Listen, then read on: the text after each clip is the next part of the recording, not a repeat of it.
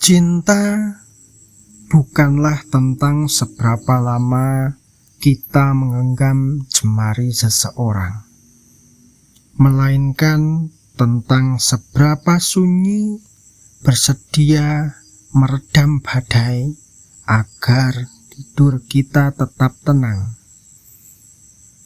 Malam ini, saat seluruh dunia mulai memejamkan mata, mari kita masuk ke dalam sebuah kamar kecil yang hangat, di mana sepasang kekasih sedang mengeja arti ketulusan di atas sisa-sisa air mata, sambil memosisikan dirimu senyaman mungkin di bawah selimut.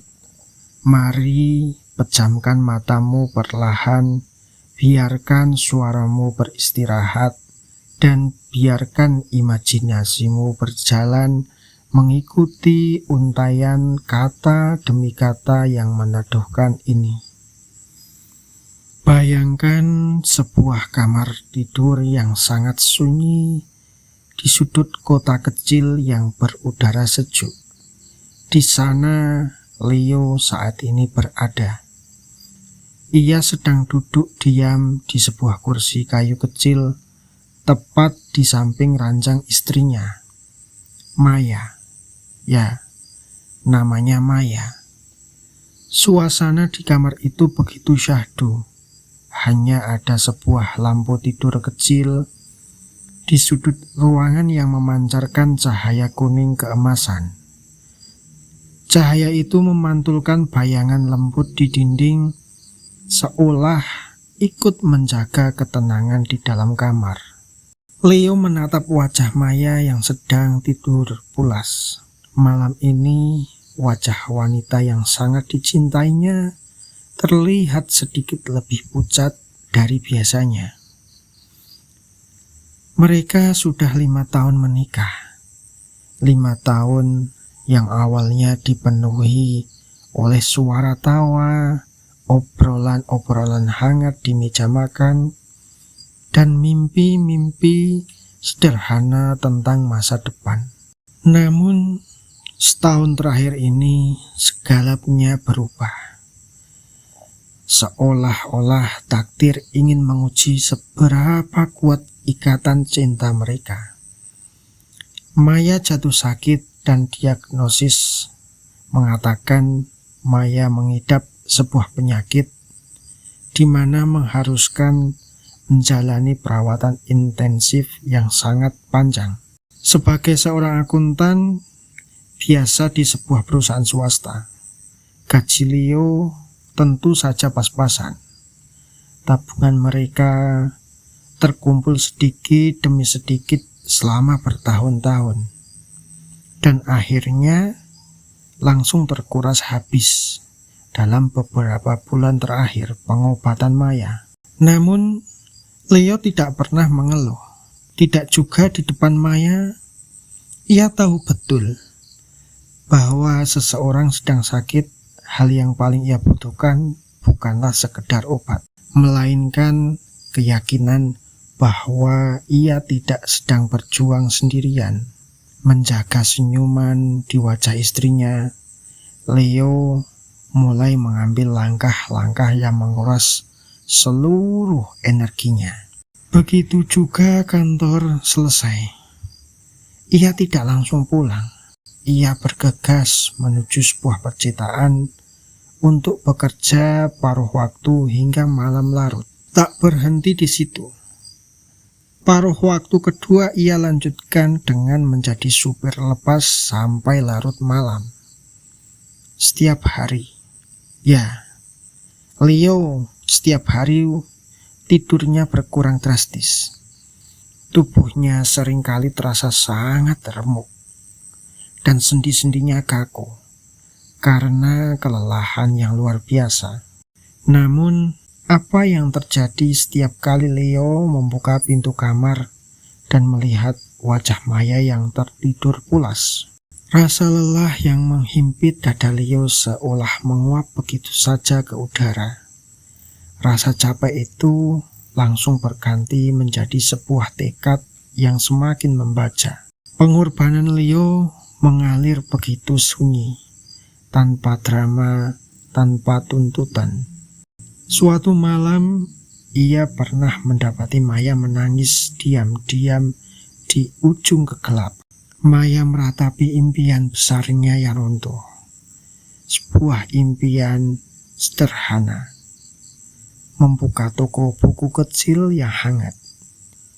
Impian itu terpaksa dikubur dalam-dalam, karena semua uang harus dialihkan untuk biaya dokter.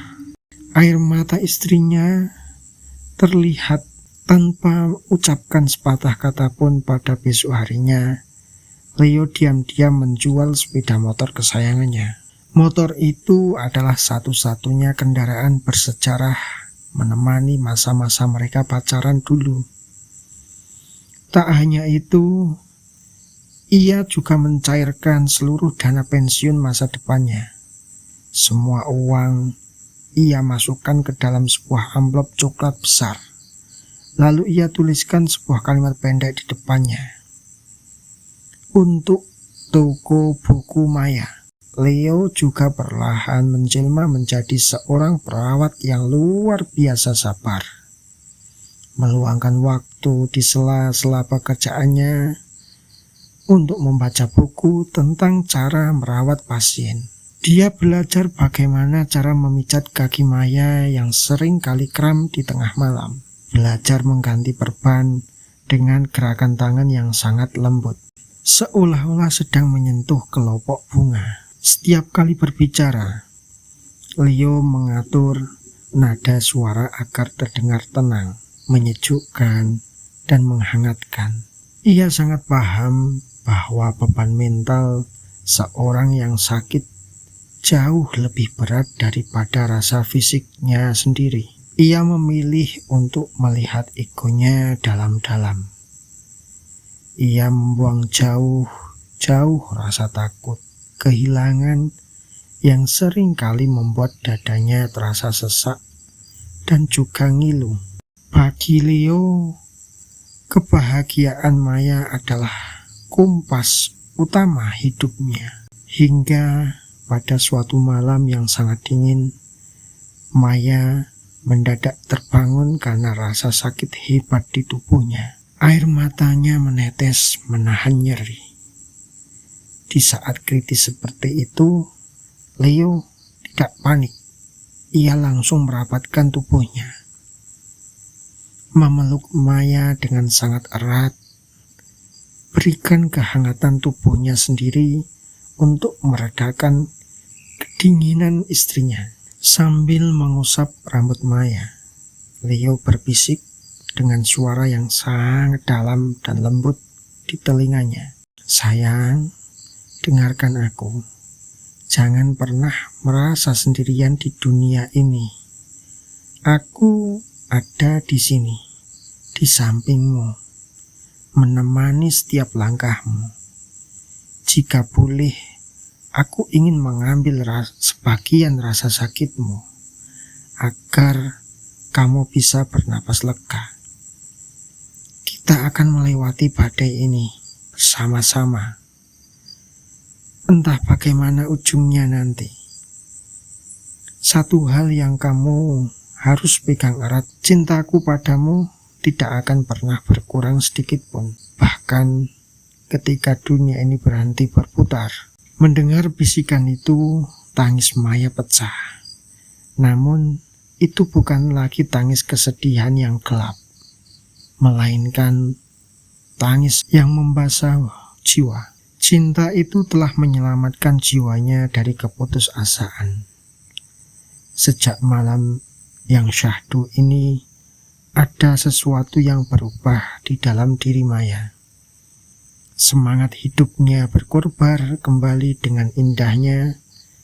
Ia tidak lagi memandang tempat tidur dan penyakitnya sebagai sebuah hukuman, namun melainkan sebagai sebuah ruang sakral tempat cinta mereka ditempa menjadi sesuatu yang sangat murni. Dukungan emosional yang tiada henti dari Leo berhasil menyelamatkan kembali lentera harapan di hati Maya. Hari-hari berikutnya pun dilewati dengan kelapangan hati. Meskipun kondisi kesehatan Maya kadang naik, kadang turun. Bagi Leo, semua itu adalah bentuk ibadah cinta. Menatap mata Maya yang terbuka di pagi hari, melihat istrinya masih bernapas dengan tenang, adalah hadiah terindah yang ia selalu syukuri setiap detiknya. Kisah mereka berdua seolah berbisik kepada kita yang sedang mendengarkan malam ini, bahwa cinta sejati bukanlah tentang kalimat-kalimat saat cuaca sedang cerah. Namun cinta sejati adalah tentang kesedihan untuk menjadi payung dan berdiri kokoh di sampingnya, menembus badai hujan yang paling deras. Malam kini sudah semakin larut, dan kota kecil itu sepenuhnya tertidur lelap ditelan kegelapan malam. Dalam kamar yang damai, Leo bergerak perlahan, membetulkan posisi selimut tebal yang membungkus tubuh Maya.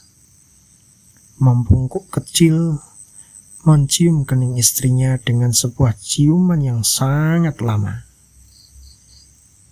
Ciuman yang menghantarkan seluruh rasa kesetiaan dan keikhlasan.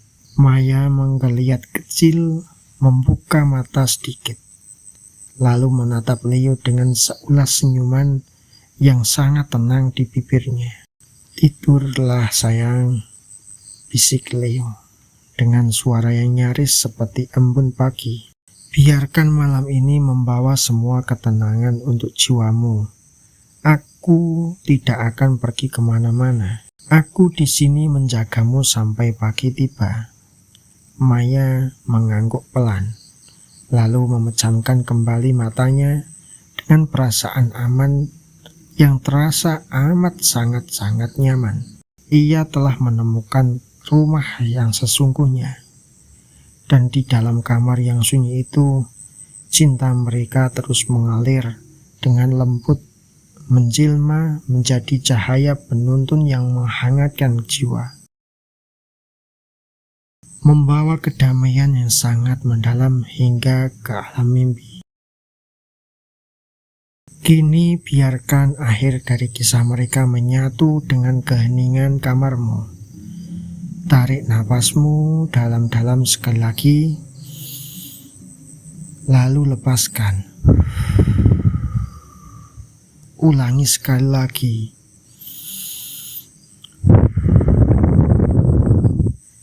Biarkan tubuhmu tenggelam lebih dalam ke atas kasur yang empuk. Waktunya bagimu untuk beristirahat total. Sembari kelopak matamu mengunci malam, mari kita bisikkan doa ini di dalam keheningan hati. Ya Tuhan yang maha lembut, rebahkanlah jiwaku malam ini dalam selimut kedamaian-Mu. Seperti tulusnya cinta yang tak menuntut balas. Basuhlah setiap luka, lelah, dan sesak yang tersembunyi di balik dadaku sepanjang hari ini. Teduhkanlah riuh dalam kepalaku, runtuhkanlah dinding-dinding cemas, dan biarkan malam ini memelukku dengan keikhlasan yang utuh. Jagalah diriku hingga fajar tiba, agar esok aku terbangun dengan jiwa yang lebih lapang dan hati yang memberi kasih. Amin. Selamat tidur. Semoga tidurmu nyenyak, mimpimu indah. Jika esok malam kamu ingin kembali beristirahat dengan kisah bertema alam yang tenang, fabel penuh pesan moral, atau cerita yang menenangkan, beritahu saya saat kamu siap kembali bersandar. Terima kasih, sampai jumpa.